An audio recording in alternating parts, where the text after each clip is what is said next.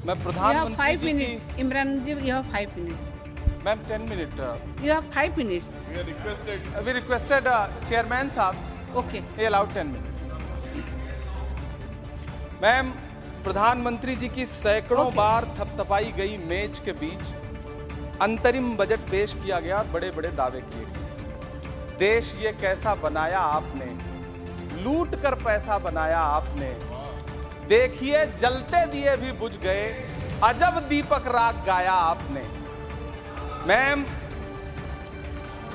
पूरा सदन अमृत काल के बजट की चर्चा कर रहा है, मैं तो गरीबों की रोटी और दाल के बजट की चर्चा करूंगा। तुम्हारी फाइलों में गांव का मौसम गुलाबी है, मगर ये आंकड़े झूठे हैं, ये दावा किताबी है। मैं इस बजट को अमीरों का अमीरों के लिए पेश किया गया बजट कहूंगा। इसमें गरीबों के लिए कुछ है ही नहीं। नौकरी मांगने वाले नौजवानों पर लाठियां बरसाने वालों, आपने इस बजट में युवाओं को क्या दिया? आपने पुरानी पेंशन बहाली की मांग करने वालों को क्या दिया? सालों से अपने लिए छत तलाश रहे लोगों को आपने इस बजट में क्या दिया? और फिर आपको पूरी उम्मीद है कि पूरा देश आपके इस पेश किए गए बजट पे लहालोट हो जाए, तालियां पीटे, मंगल गान गाए। कैसे संभव है?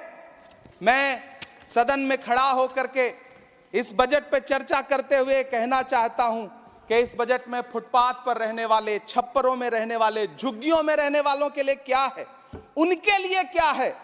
जो प्रधानमंत्री के किए गए वायदों की बाट जोह रहे हैं। हर साल फरवरी की खूबसूरत सुबह और सजी हुई संसद से बरसते हुए झूठे वायदों की जवाबदेही कौन तय करेगा?